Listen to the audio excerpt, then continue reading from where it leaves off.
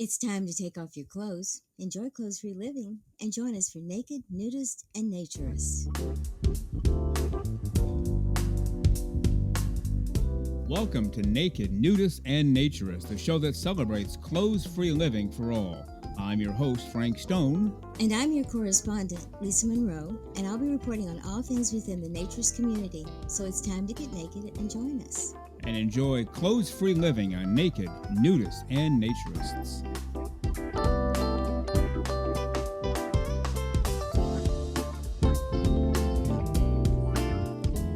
Well, greetings and welcome in to Naked, Nudists, and Naturists, episode 217 today. Our 163rd straight Saturday morning, 6 o'clock a.m. Eastern Time on Spotify that we've come to you. That's right, you didn't mishear that. 163 straight Saturdays, 54 straight Wednesdays, adds up to 217. We are glad that you're with us, ready to go, so come on in. Let's enjoy clothes-free living for all of the right reasons. The pool feels great, the hot tub is going full bore, the grill is going full blast, and Jonathan, the Orthodox Nudist, is manning that again for us today. We appreciate that.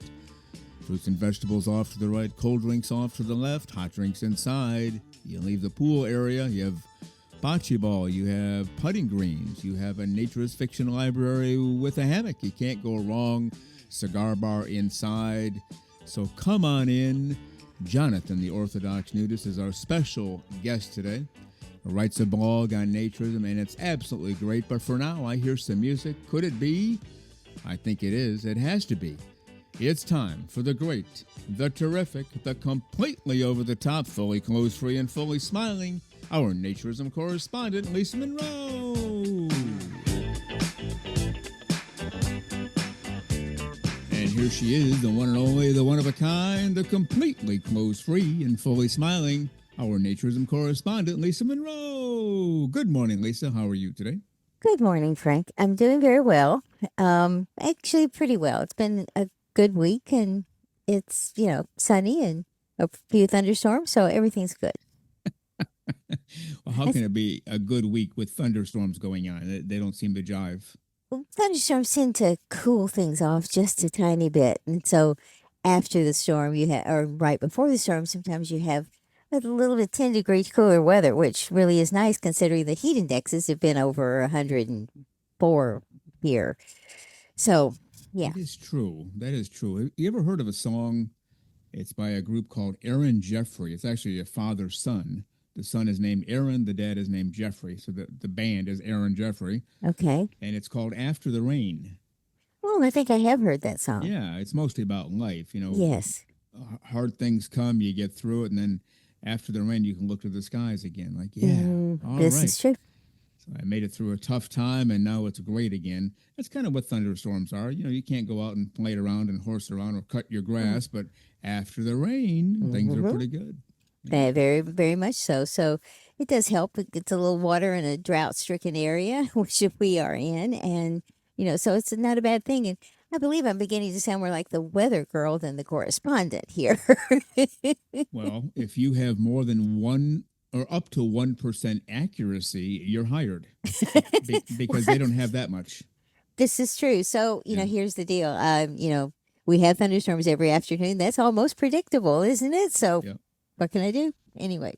I am still blown away by the fact that every day the weather report is wrong, and it changes multiple times.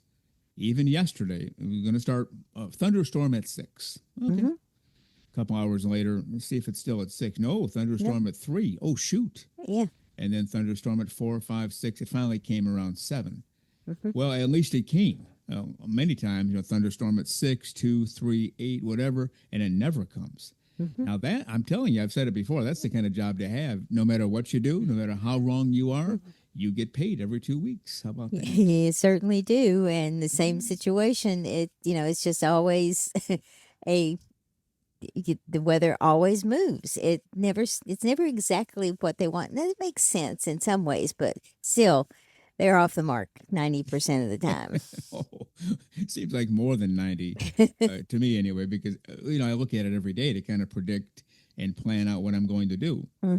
Can I get outside and enjoy the sun? Can I get out and do some work? And let's look at the weather app. Oh, it says bright and sunny from 12 to 2. Great.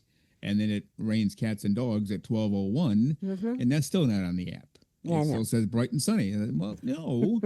I think I told you this before, even on the show. George Burns used to have a line. He never watches the weather report. Remember George Burns, old Yeah, comedian? well, I do very well. Passed So away. I think he passed away at exactly age 100. I believe that's what I remember. It was his goal to get to 100, he always Yeah. said, and he got there and then passed away. But he said, I never watch the weather report. I have my own system. He said, I stick my head out the door. If my head gets wet, I'm going to assume it's raining. And if it doesn't get wet, I'll assume it's not. And maybe we should just return to that. Forget this nonsense. Just go out, do your thing. And if it rains, you come inside. And if it doesn't, you stay outside, right?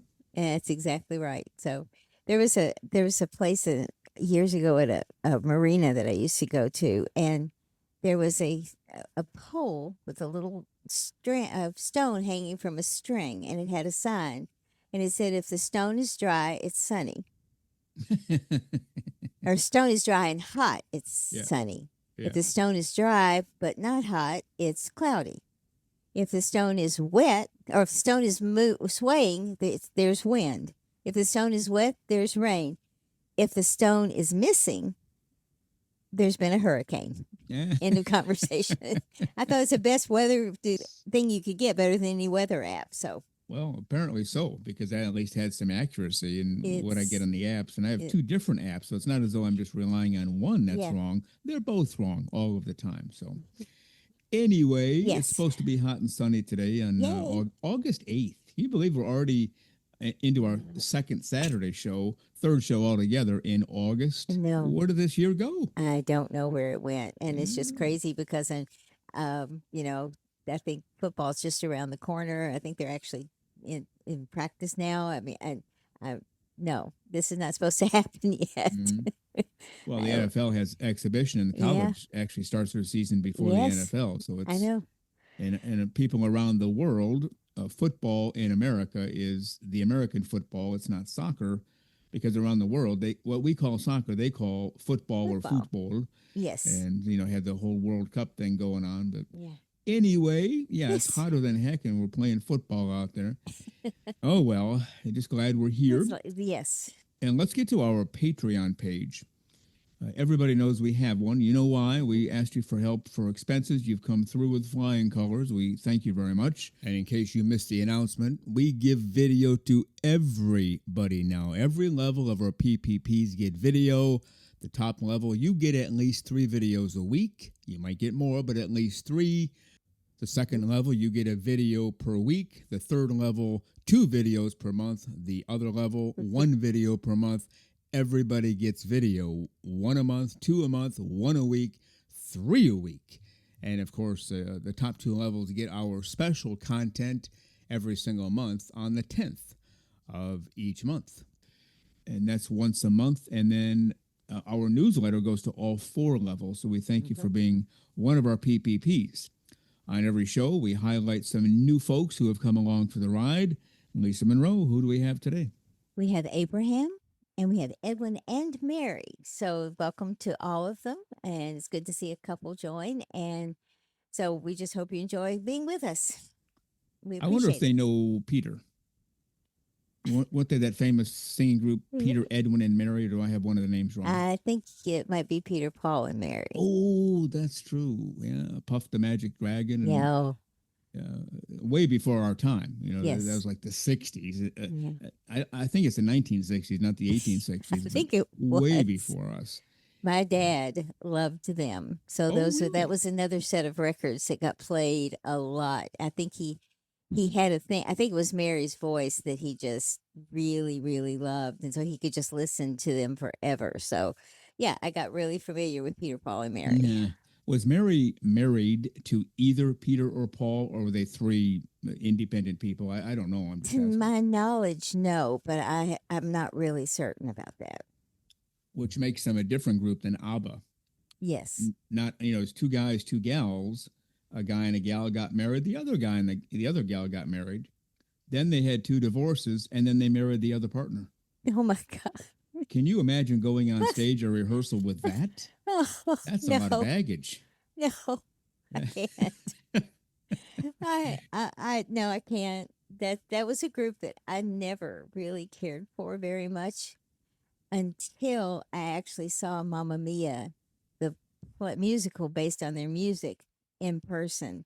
The music is infectious if you're listening to it live, and so then I became a fan. But no, I had no idea that it was a whole reality TV show going on there. Oh my gosh. Oh, that's I can't, crazy. yeah, I can't imagine walking into rehearsal. Hey, let's make some music today. Oh, you son of a gun, you're here. Mm-hmm. I just divorced you 3 weeks ago and I married the other guy in the group. And it's for all four of them. It's not as though one had an issue, all four had issues. So apparently they made it through, but they also didn't last forever. And Not they've been after gone a that. long time. Yeah. Yeah. No, they had their resurgence when someone did wrote the musical about them. So I don't know, but that's kind of a crazy way to spend an evening on stage is with that kind of situation going on. So Yeah. never mind. Well, thankfully, that hasn't happened here as far as we know. That's very true. Thankfully. That's right. Well, thank you, Abraham, and thank you, Edwin and Mary. And a thank you to all of our PPPs. And you can become a member today. The link is in our show notes at the very top of our show notes. Every show is the link to our Patreon page. You can join today. And again, the top level, a video, at least one every week, sometimes 2, 3, 4, 5, up to 6. We haven't done 7 yet, but you never know. One of these days we might. But you're guaranteed video every single week now. All right, Lisa Monroe, how are we doing on merchandise? Anything to report? Merchandise is doing very well. Don't forget, guys, we have water bottles and all 3 of our little logos and coffee mugs for that morning and towels and everything. So if you're interested in finding some merchandise from NNN, go to nakednudistandnaturist.com and click on the NNN shop, and everything's there for you to look at. All right, that sounds very good. And are we running out of anything, or is everything fairly well stocked? Everything's pretty well stocked. Okay. All right, very good. We have a quote from a listener. His name is Richard. He's written in a lot. And I toyed with highlighting Richard and not highlighting Richard because he also posted on our Patreon page, not a private email, after we posted our first video of our special content of July. When we did that, the week after, we posted 3 videos. And I think it was Sunday, Tuesday, and Thursday of that week. And I made a comment that, in our special content, we relax a little more on Wednesdays. Well, special content, we really let our hair down. Well, Richard felt the necessity to post on Patreon, Frank, you don't have a whole lot of hair to let down or something like that. Yes. Took a shot at my hair. That's okay. We still love you, Richard. And we're still going to read your quote because it's very well said. It's funny, but it's also very true. Very much so. Why don't you go ahead and read that? Hey, NNN gang, I had a thought. You may have heard this already, but if someone is hesitant to become a nudist, tell them you are restoring them back to factory settings. That's true. That's exactly how true. we came from the factory, right? It is Naked very, as very Jaybird. So we just, become a nudist. You're not becoming one. You already were one. You deviated from it is what happened. I mean, you see it that way too. It's like you're in a home, you live there, you leave. Mm-hmm. You don't say, I'm going to go to a new home. No, you're returning to your home, your Yes. roots. That's where you belong. So Exactly. factory settings. Let's restore. That's very true. So I love that. I think it's a really great line because you're right. It's exactly what it is. We're going back to how we were from day one. Mm-hmm. Well, we've been asked a lot about rules for the beach. You go to the nude beach. Are there any rules, any etiquette going around? And there are. It's just that this has been covered multiple times in other formats and other shows and blogs and everything else. So we put it off a bit, but it is August 8th and summer's not going to be here much longer. We better go through these. And this came from a website called Frommers, and the author is Zach Thompson. And before we read his rules, I have a golden rule. This kind of goes with everything in life. And Lisa, I haven't shared this with you, I don't think, but I know you well enough to know that you will agree. Okay. If you're going to do something, whatever it is, ask yourself this: would I do this in front of my parents? Would I do it in front of my husband, wife, boyfriend, girlfriend, kids, grandkids, next door neighbor? Would I do it? And if the answer is yeah, I'd do it, then it's probably okay to do. Mm-hmm. And if you think, would I do this if my mom and dad were watching? Ooh, no, no way. Well, then Mm-hmm. maybe you ought to think it over before you do it. It still might be okay to do it. It's just a good way to check yourself. I found that to be the case with me Mm-hmm. more times than I can count, especially when I was younger. If my mom were right here, would I be doing this? No, Mm-hmm. I wouldn't. So out the door I go. And if I thought, yeah, it'd be fine, then I would do it. Do you agree with that as a general rule? I agree with that very, very much because I Mm. had the same situation growing up as a kid. When when something would happen, someone would ask me to go somewhere, or even someone asked me once to skip school, and I'm like, well, no. Yeah. And but the underlying factor in making those decisions was I'll be dead if my mother finds out. So, but basically, it's the same thought. No, my Okay. parents would be highly disappointed in me. So, by golly, I'm not doing it. It's not worth it. No. Yeah, that's it. And skipping school. Okay, let's say you skip school and you go to the beach. And we had that, I think, senior skip day when I was in high school. Every senior, except for me, I was literally the only senior in high school who did not go, showed up for class. I was the only kid in the class, all classes. But my thought was, if I skip school and go to the beach, what are the odds that my dad would show up at the beach and say, "Aha, I thought you might be here." And Mm-hmm. you talk about being dead. Yeah, that would have ended it. Yep. They would have been carrying me off on a stretcher in no particular hurry because there would be no need to try to resuscitate me. I'd be gone.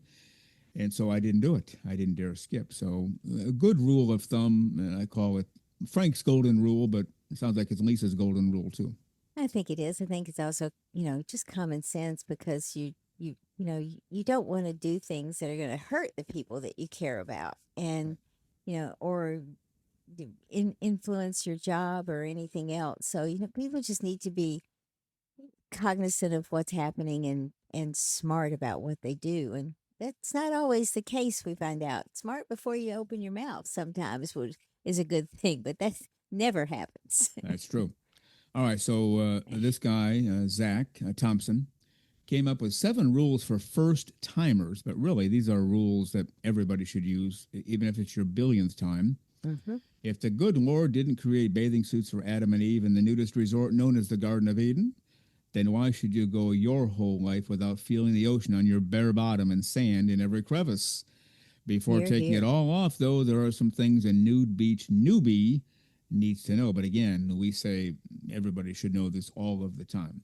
Yes. So the first heading is familiarize yourself with the local rules. You want to take that paragraph? Now, well, before you hit the sands, make sure you're clear on which parts of the beach permit nudity and respect those boundaries by remaining covered up in the clothing required sections and common areas such as the parking lot.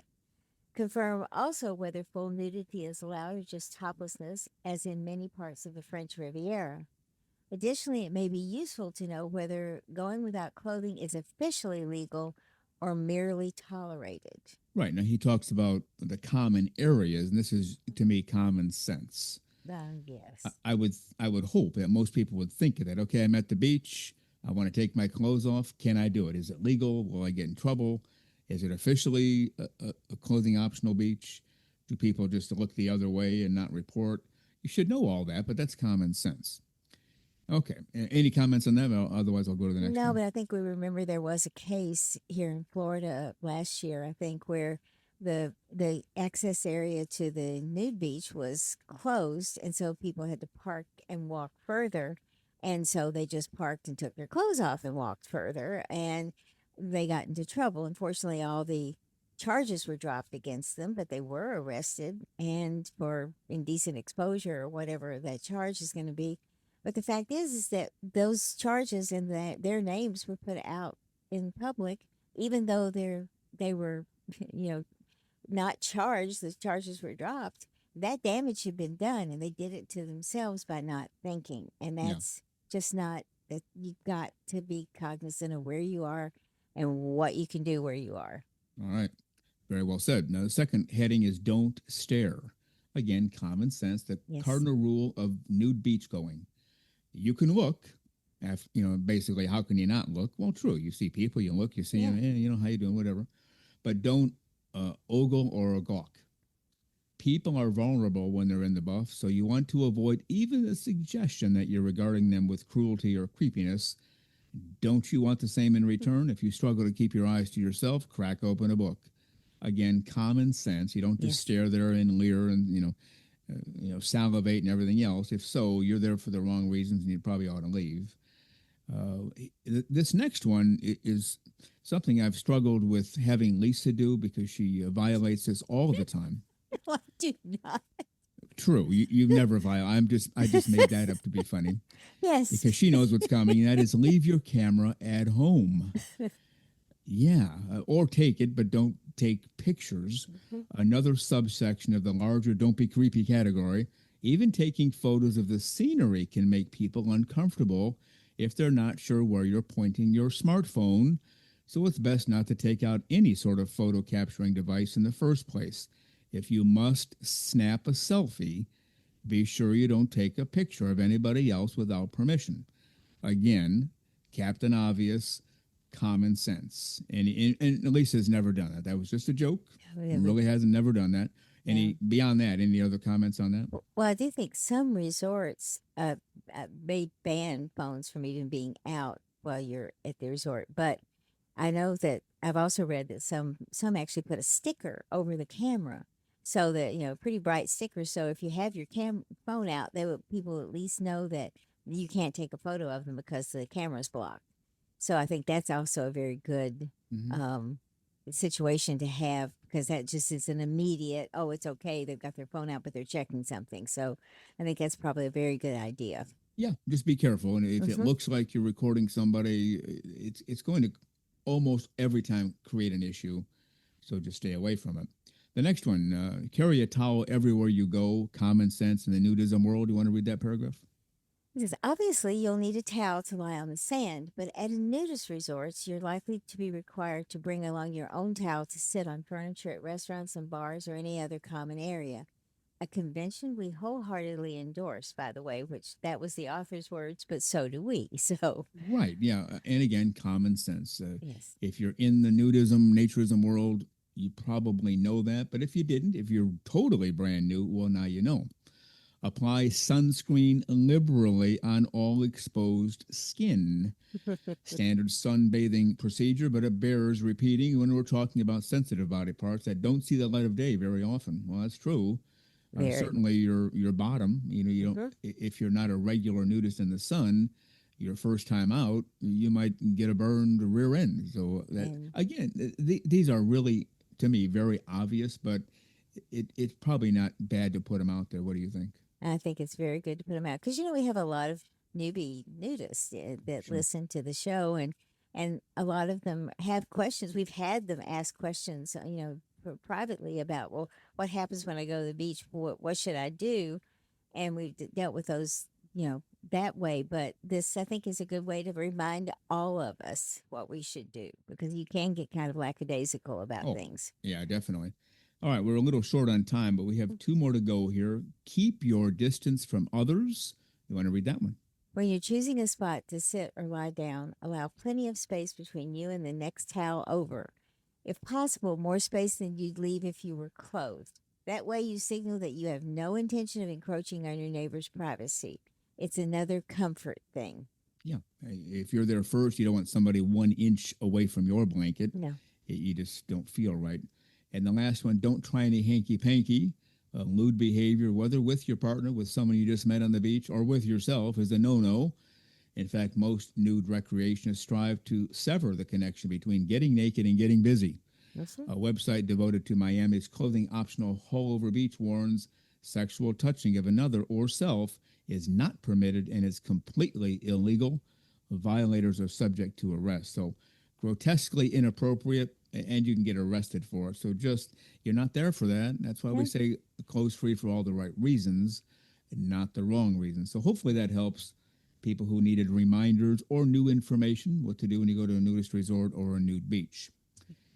Any final comments before we finish up, Lisa? No, I think it's just, everyone needs to read their local rules, know what's going on, know if you know some people who've been to the beach, talk to them, ask them questions. And, because you want to protect yourself. You want to enjoy being a naturist, but you also need to protect yourself and know that if you're on the wrong side of that nude beach ahead from this point on sign, you could be in trouble. So, it's kind of a line in the sand, so to speak, but that's a pretty big line and one you don't want to cross.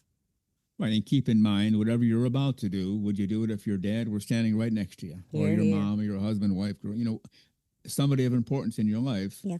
Would you do it if they're watching you? And if the answer is no, then don't do it. That's our advice here.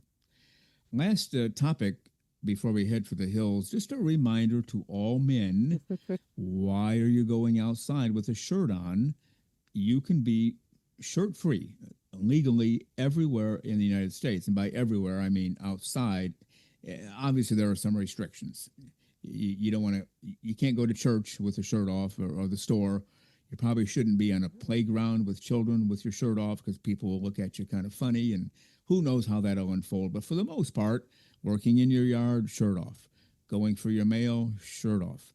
Taking your dog for a walk, shirt off. Why would you have it on? And I know you agree with that, and eventually we'll get to the women having the same right and privilege and legal authority to do so. But men, for now, get the blasted shirts off. Don't get a sunburn, but keep them off when you can. Last comment from you. I kind of like that. I think that men have the freedom to do it, so by golly, take advantage of it, because we don't get a lot of freedoms in this country when we're doing those kinds of things. So I think that's a great thing to do. All right, sounds good. Let's head for the hills. We have part one of my interview with Jonathan, the Orthodox Nudist. He writes a blog on WordPress all about naturism. The guy's a terrific writer, terrific ideas, so we'll get to that now. So, Lisa Monroe, if you promise to stay naked as a jaybird, we'll get together at the end of the show. Is that a deal? It's a deal. All right, we'll see you then.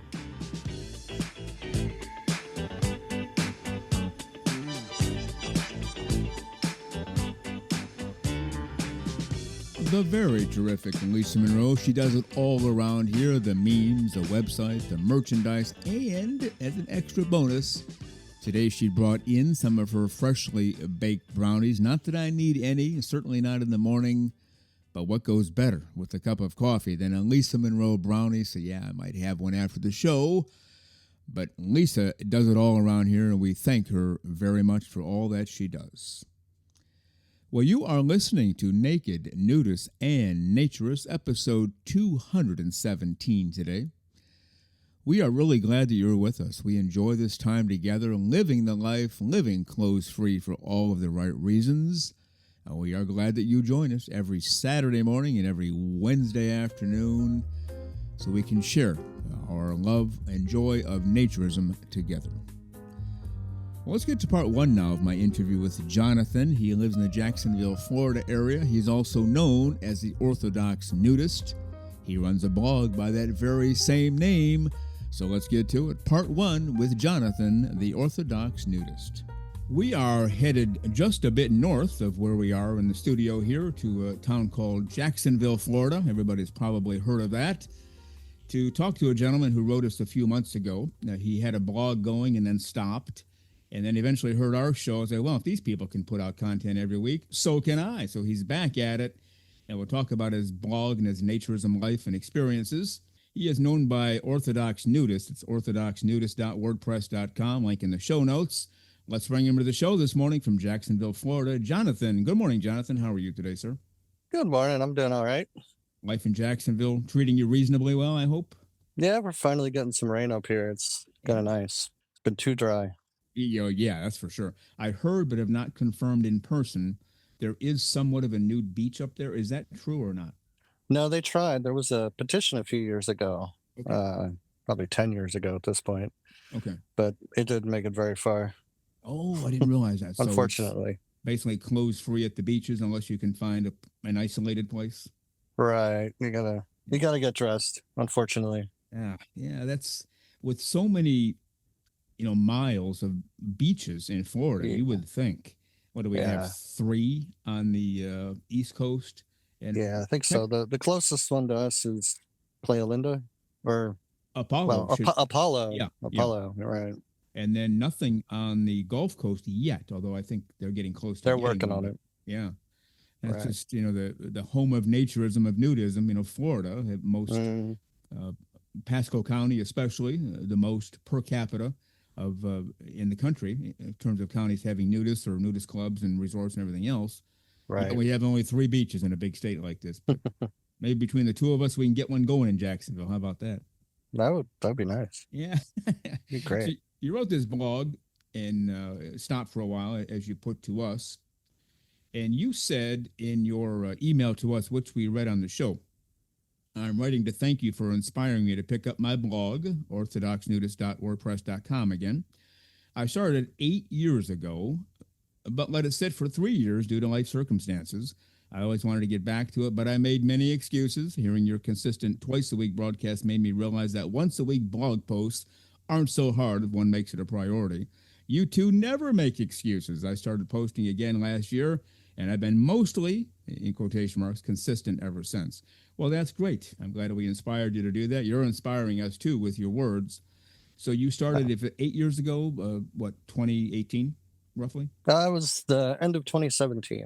Okay. It was like December, but then I think I didn't start actually writing posts until early 2018. Okay. And then you So had it going for a few years, then stopped for a few, and you're back at it. How's it feel to be back at it? Probably pretty good, right?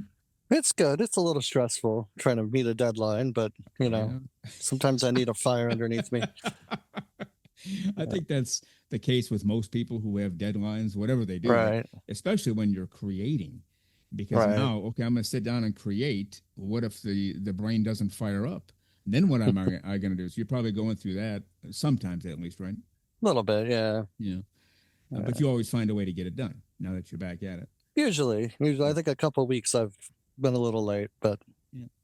Well, at least you're out there fighting the good fight. That's the main thing. right, right. That's in the one sense, we do the same thing here. Every Saturday morning, 6:00 a.m. Eastern time, as we say.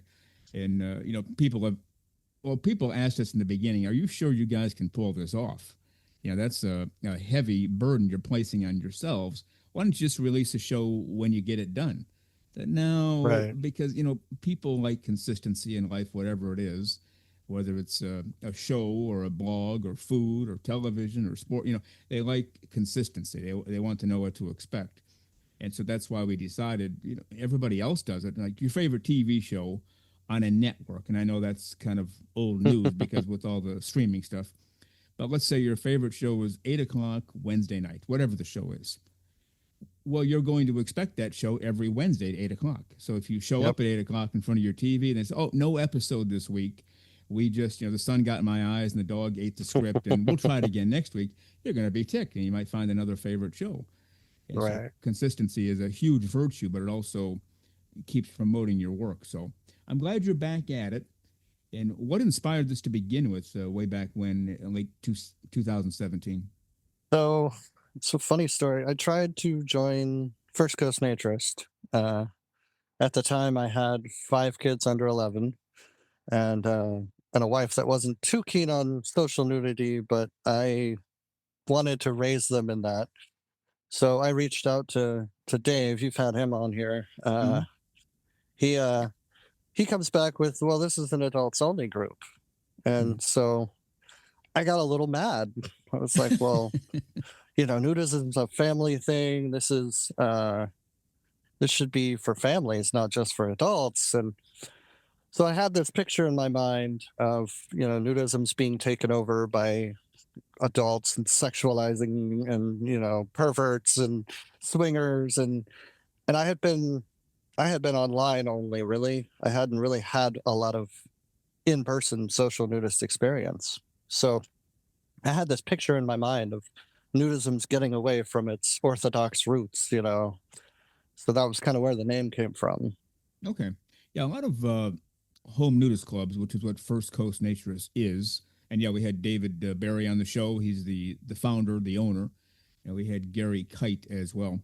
Right. And yeah, they do a pretty good job. But as Dave Barry explained to me when I first met up with him, he said, I am a benevolent dictator. It's my club. I get to call the shots. I thought, well, that actually makes perfect sense. If you Right. own it, you get to call the Right. shots. And so if he wants adults only, that's fine. I'm not familiar with a lot of home nudist clubs that feature kids. To me, they're all adult, but I could be wrong. That's probably an There, unfair thing to say, but what do you know? there is one more in Jacksonville, but Okay. they're a bit smaller. And from what I understand, just because of the nature of the life, it is mostly adults, if not Yeah. all adults. So Yeah, and I don't know why that is. It's not even something I've consciously thought about till you just brought it up a few minutes ago. But the right. people I know who run home nudist clubs, Mm, just it is adults only. But there's nothing wrong with bringing kids along if that's what the group supports, right? right. Yeah. Right. So your kids are a little bit older now. Has your wife come along like, hey, maybe I'll give it a shot, or So the wife actually left okay, back in 2020, oh, and okay, so the kids kind of got out of nudism as well. Life was stressful. okay, I ended up with a rebound girlfriend who claimed she would be nudist with me, but never actually did. And so the kids kind of fell out of it. And I did eventually join First Ghost because, oh, well, I'm an adult by myself now. I may as well. So, yeah. I but wonder, my I wonder if you were there when I was there. I think you were. Did you say that to yes. me? Yeah, I thought so. So Yeah. my first event, they were saying some podcaster was over there doing interviews, and yeah, I just remember you were off in the distance, like Yeah. over there. I was, if you're at the back of the house walking away from the house, I would have been Right. off to the right. Right. They Hmm. provided some kind of covering for me so I wouldn't get sunburned to a crisp. Right. But yeah, that was yeah, it was great to meet them, and it seemed like everybody was really into it, just exactly Yes. how nudism should be. As Right. I like to say, close for your living for all the right reasons, nothing untoward, nothing at Hmm. all sexual, just very decent people having a good time. And you're still with Right. them now? Yes. So yeah, my views kind of have evolved, since actually participating in social nudism as opposed to just being online. Hmm. Um, I've met brilliant people there, the best of friends. It's not being taken over, like I thought it was. But yeah, that's for sure. And there are a lot of great people out there, and there is a huge difference. That's one of our concerns here, is the online piece versus in-person piece. Right. And you are not as I am older than you are, so I come from a generation that's more everything was face to face. We didn't Right. have texting or email when I was a kid. But now everybody has it. Even kids have it. And even kids in kindergarten, first grade, have access to texting. And while it's convenient and does play a role, in many ways it's taken over, and we've lost that human contact in many cases. That's kind of Right. what you're discussing as well. Right. And like I was saying earlier, like the youth, I think we talk about how nudism's aging and how, it's hard to get the young people in. And here I am, 41. So I'm stuck in the middle between the boomers and the zoomers. Yeah. And, my parents are boomers, my children are zoomers, my siblings are Gen X. So I've gotten to see you get to hear everybody's perspective. Hmm. And I think a large part of what keeps the younger people out is just that online world they live in. It's very scary. It's very judgmental.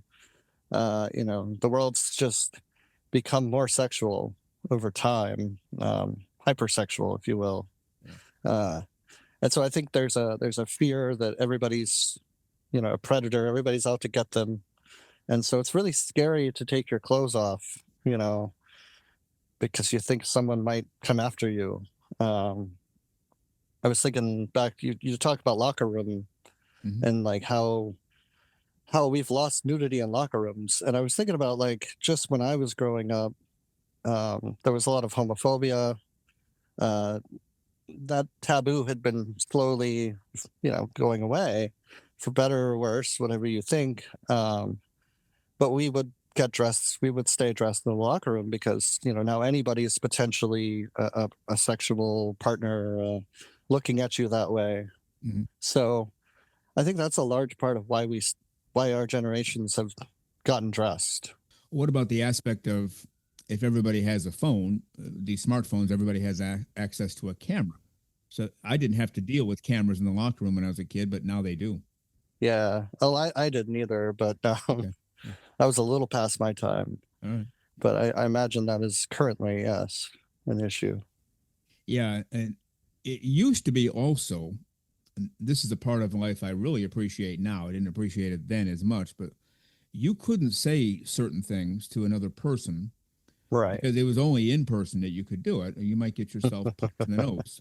You flip off the driver next to you, you cuss them out, or threaten to beat his brains out, or whatever. They'll get out of their car and say, "Excuse me, what?" And then you're going to get into it. And oftentimes the Right. police didn't do anything. They'd show up like, "You knuckleheads are fighting. Get in your cars and get out of here." Well, now that's Right. all changed because very few people are willing to confront in person anymore. It's all from the safety of their computer. I can Right. say anything I want about anybody. You're a blankety blank, you're a so and so, and hit send. And well, I'm puffed up and feeling great. I don't do that, by the way. I'm just saying any person could do that. And there's no penalty to pay for that because nobody knows really who you are. Nobody knows where you live. Right. They're not going to Right. show up and confront you. And so that's Right. become a problem too, where you talked about the over sexualization. Somebody could go online, and they often do, unfortunately, Mhm. and say to a woman, "Wow, you look, really attractive. Would you like to get together with me and do this, Yeah. that, and the other thing?" Yeah. They never would have said that in person. In fact, they wouldn't say that in person today. But online, hey, you can say whatever Right. you want and get away with it, right? Yeah. I mean, you have to be really careful even about just what you post. You can't even post a picture of your feet nowadays without a million comments, and it's kind of it's. I find it a little amusing, but I also see how that can get under your skin a little bit and make you just want to stay inside. You just want to avoid people. Yeah, and And that's a yeah, danger. Yeah, that's a big danger. right. Because when we start avoiding each other, then we lose that human connection, and then we revert to the texting and the computer work like everybody else, Right. and that's not good at all. Well, how was it for you growing up? Did you come from a naturism background with your family or friends, or something new? No, it's kind of funny. So nudity was really taboo in my family. Okay. We would watch like Lethal Weapon. Mm-hmm. Violence was okay, but as soon as Yeah. Mel Gibson's stunt doubles buttocks were on the screen, my eyes were covered. Oh wow. Um, so nudity was a bit taboo, but like National Geographic, that was perfectly fine to have in the house. Mhm. So it was actually the December of 1988 issue. It was a holographic cover. Remember it very clearly. I have two copies of it now. Okay. Um, but there was a story about a tribe in the Amazon, and so there's pictures, and Mhm. they're all living without clothes on. And I just remember, I was 4 or 5 or 6, somewhere in there, and I just thought that looks like the way to live. Yeah. And so every opportunity I got, I would pretend to be in that tribe. So I wasn't raised a nudist, but I grew up that way. It's what I tell people. That's mostly when you were home alone, your parents were gone. Like, I'm in a tribe Right. now. Here we go. Yeah. Right. Anytime I was out in the woods or underneath my deck or in Hmm. my room. Yeah. Yeah. I think I've said this on the show before. I think a lot of males, at least in the USA, do that. We just don't hear about it a lot until we get a guest on the show, because nudity wasn't allowed in the home, but you had this calling, you had this feeling it's the right thing to do, and so you Mhm. you chose your moments. Mom and dad are going to the store for an hour. Here we go, Right. and you just have at it. And I had there was no problem being nude in my home, but at the same time, when my parents went to their bowling league, which was every Sunday night, like from 6 to 10, I would have a 4 hour window. I was already nude, but then I could be nude alone, and that just had a different feeling. I felt like I was Right. getting away with something, even though I wasn't. But just that comfortable feeling of being clothes free, as Yeah. we were intended to live, we've talked about a million times. Now, you mentioned something in one of your blogs, and we'll get to some different blog posts in a few moments, that you showed up at a Renaissance festival somewhere in Florida. I'll have you give the details. and you couldn't be nude. It wasn't a nudist event, but you could and did wear a kilt. What's that all about? So I've been wearing kilts for a couple of years now. Somebody at it was a anime convention actually was selling kilts. So I said, you know what, I've always wanted one of these, so I bought one, and it's kind of taken off. I think I have 6 or 7 now. Wow. But I also go to various Celtic festivals, and I've been to Scotland. So kilts are kind of my thing now. Mhm. But yeah, the Renaissance Festival down in St. Petersburg. I went there Okay. last month with some friends and my daughter, and had a real good time. So Wow. Well, I'm of the age where you talk to a man about wearing a skirt or a kilt. well, it's not a skirt. I know, but It's a skirt if you wear something underneath. It's a kilt otherwise. Okay. That's Oh, I didn't know that. See, I'm learning something new right, every day. right. But most people above a certain age, and I'm in this group, we view a kilt as a skirt. Like, okay, and any guy who puts one on must be, and then the labels come out. But that's all changing now, and I'm beginning to wonder, because you and I talked about this before we started recording. There is a lot of freedom, and I've never worn a kilt, by the way, so I'm just going by my imagination. There must be a freedom involved, because as men we wear pants, and Right. pants have to be somewhat snug or they'll fall down. So you always have that confined feeling going to the Hmm. store, going to work, whatever. In a kilt, you just feel what, as close to clothes free as possible without actually being clothes free, or what? Yeah. I mean, there's still something on your waist, so it's Yeah. you still got that feeling, but yeah, everything underneath is free and easy. So Okay. Now I couldn't tell, were you being, when you said it's a skirt if you have underwear on, it's a kilt if you don't. Were you being humorous, or is that the well, definition? that's kind of a joke. There's actually Okay. T-shirts that they sell that Oh, it's a kilt. yeah. If it was a skirt, I'd be wearing something underneath. That's I the never, joke. I never heard that before. I think we'll start using that every once in a while. But All right. I can just imagine the look on people's faces around here if I showed up in a kilt. I think Lisa Yeah. would pass out, and we'd have to revive her or take her to the hospital or something. Right. But so you weren't the whole day there at this Renaissance Festival? Yep. Yep. I Is that wasn't the only one. My friend had one, and okay? then there are a lot of guys there actually. How do you see that as accepted now? Is it pretty well? People don't even give a second look, or you're still getting funny looks, or I what? mean, you still get the comments. You occasionally get the nice kilt.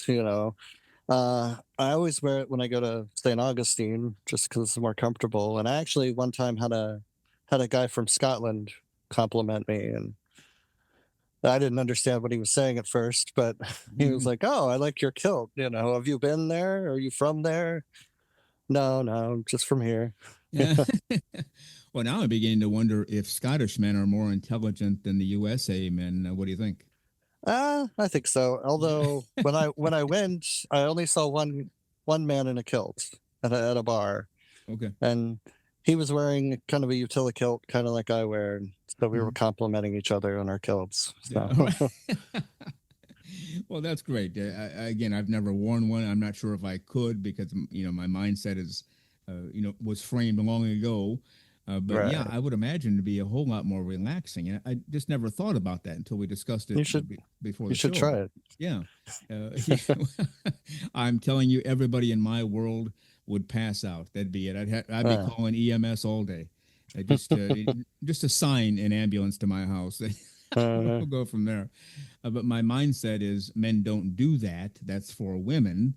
But right. now that I've thought about it this morning, before we started, and even now, I wonder if women have had that feeling all these years. Like, they don't feel as confined. Now, I don't know. Women might say, Yeah. "Oh no, we feel as confined as everybody else." Especially on top if they have to wear a bra. But Mm, so nobody. Maybe that's the bottom line. Nobody wins when clothing is involved. How about that? right. Right. Yeah, yeah. Let's just do it the right way. Well, let's take a look at this one blog article, Naked 5K. Again, it Uh-huh. says written in April, and I think Right. that's the one that discussed the whole Renaissance Festival. Is that right? Yes. Yeah. And then you went down to Lake Como for the Naked 5K run. But Right. you didn't actually run, as I recall from the article. But No. you tell the story. So Yeah. back in, I think it was 2018, I did run a 5K, but Oh, I've gotten older since then, and I don't do that foolishness anymore. okay. So this time we just went and we walked. I wasn't quite last place, but it was fun. It was good Yeah. conversation, good pace. So Well, really, the goal and the challenge is just to finish, period, whether it's, right, 3 hours or 12 minutes or somewhere in between, right? right, Get to the right. end.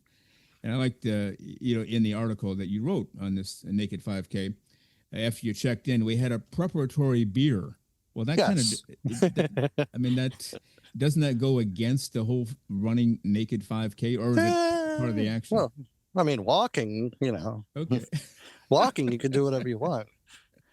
It's kind of a pregame, and then I had a beer at the beginning of the walk, Yeah. for the first mile or so until I finished it. So if I had pockets, I might have brought more. But There's some race somewhere, or maybe there are several, where Mhm. I don't know how long the run is. Let's say it's a 10K, but every so many feet or whatever, you have to stop and have a drink, whether Right, it's right. a glass of beer or a mixed drink, whatever. So by the end of the race, you're pretty well in the tank, and finishing the race that day is really a big deal because it's Right, possible you don't. But you right. didn't do that, right? You just had one. No, Yeah. no, just Okay. just a couple to, All right. So grease the social skids, I guess. yeah. So this is not something you do all of the time, but you've done it before, the Naked 5K. Right, Yeah. right. What's the overall vibe at a Naked 5K? The same people show up, like I just ran naked last week and I'm running naked again. Do you I get a lot of I first time people or what? I don't know. This is only my second one, so Okay. but there's the impression I get is you can tell who the professional runners are, and you, Oh, you yeah. can tell who the amateurs. Uh, you've got the people that are really into it for the running, and you've got the people that are into it for the nudity. Yeah. And somewhat Yeah. of an overlap, but And you can tell the difference reasonably quickly, you're saying? pretty quickly. Yeah. We had, I remember this one high school, their cross country team. Uh, Most of the kids finished in between 12 and 18 minutes, which I guess is good. I don't know. yeah, I I was never in the ran that 20s. sport. Okay. And they had this one girl on the team who always finished in the 40s, to the point, okay, everybody was done, everything was packed up, and they said, okay, guys, let's go home. And somebody had to say, so and so isn't here yet. Well, where did she go? And then we'd see her way out there making her way. And she was moving along. It wasn't as though she kept stopping, just naturally slow. Not everybody is blessed or born with speed, but she made it. She always finished every race. Yep. So that's why people who run marathons have told me the same thing. It's not so much the time, it's just that I did it and I finished and I'm Hmm. alive to tell about it. So, Yep. any plans for any more during the summer or fall? If I find one, maybe. Yeah. I might try running it. This time I was with people that definitely were not going to run. I thought about running Okay. ahead and running back, but Yeah. it's also been forever since I ran, so I probably would have hurt myself. Yeah. We don't want that. We don't want you getting hurt. Do they run those, especially in Florida, reasonably early in the morning before the heat takes Right. over? I think it started at 8 or Okay. 9. That's not too So bad. it's actually cold when we got there. So, Okay. Well, that's even better. Yeah. right. Because you're going to heat up anyway when you run. But yeah, around in the summertime, especially for me, after about 9 in the morning, 10 if I'm really adventurous and want to take a risk, that's pretty well it for me being outside and working, or in this case, Right. running. So I get up really early and do my running, and I don't like to run at night. It just, it's just Yeah. not how I'm wired. But to get up early before the sun really takes over is my goal. And well, okay, good. I'm glad they have it in the morning. Well, what did you think about this movie? Because you did a blog in May 8th, in fact, of this year. The Pastor Jim story, Naked as Created. Just tell us what you thought. I know what you thought because I read your blog, but I thought it overall, was, yeah. I didn't know what to expect going in. I haven't seen a Tim Chismar movie yet. I wasn't sure what to expect, but I enjoyed it. Mhm. I thought it was very low budget. Some of the lines could have been delivered a little better, but I think overall, I was surprised at the way. I was surprised at the writing. The characters I thought were really well fleshed out. Um, Yeah. They weren't cheesy. They weren't corny. No pun intended, right? Being fleshed out in a nude movie. Right, Yeah, okay. right. Just thought I'd point I was actually surprised at how little nudity there was, honestly. yeah. But I thought it was very tasteful, very well done. Well, there's probably a point, and I don't know what that is, or if anybody knows it for sure. But there's probably a point where if you have too much nudity, there's a line that's crossed, and it might be an unwritten line, and maybe you couldn't have gotten it through Amazon at that point. Well, no, there's too many scenes, or whatever. They have a way of calculating that, I guess. But yeah, it was. It's a niche movie, being a lot of nudism in a niche genre, nudism itself, or however we want to. Well, it's a niche. It's a religious movie in a niche market. That's what it was. Yeah. Not only is it nudist, but it's Christian, and I think both parts of those were pretty well done. Now, could you say that even non-believers in Jesus could still enjoy the movie, though, because of the story and the acting or whatever? I think so. Yeah, I think so. Yeah, I thought so too.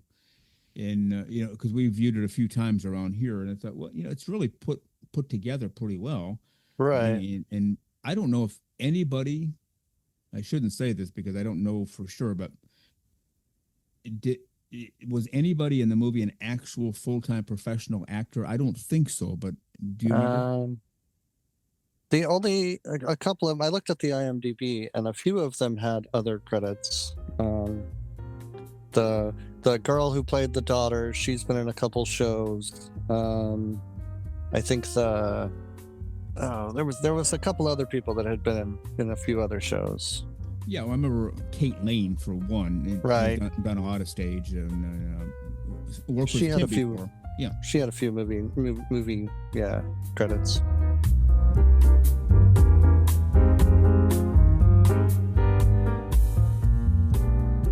The very terrific Jonathan from the Jacksonville, Florida area. He is known as the Orthodox Nudist, has a blog by that name. We invite you to check it out. Link is in the show notes.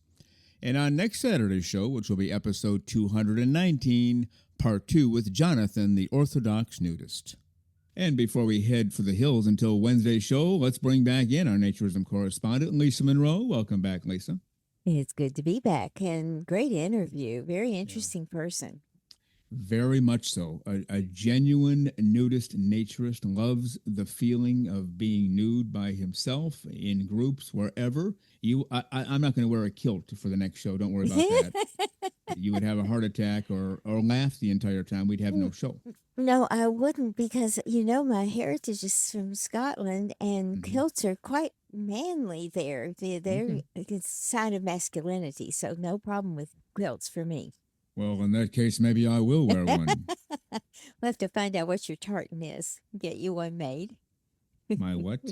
Tartan. Your family, the fabric that they make them out of is called a tartan, and each family has their own color scheme and woven kind of fabric. So I did not know that. I thought it was one size fits all or one color fits all. No. It's very much a clan thing. Okay. Well, if you make one from me and it's just your face like a million times, would that be passable in Scotland? No, that would not pass the muster for an official tartan, trust me. Right. So Just taking a shot there. All right, well, we'll have part 2 with Jonathan, the Orthodox Nudist, on next Saturday's show. In the meantime, Lisa Monroe, you and I will get together Wednesday if you promise, and I mean right down to your heart and soul, totally clothes-free for all the right reasons. Until Wednesday, we'll get together then. Is that a deal? That's a deal. Absolutely. All right, we'll see you then. Bye. Well, you've been listening to Naked, Nudists, and Naturists, episode 217 today. We give you a brand new show every Saturday morning, 6 o'clock a.m. Eastern Time, and on most Wednesdays, 12 noon Eastern Time. Continue to join us. Check us out on our website, nakednudistandnaturist.com, Spotify, Google, Amazon/Audible, Apple Podcasts, and also on Twitter. You can write us anywhere, anytime, any place. And we thank you for being with us today.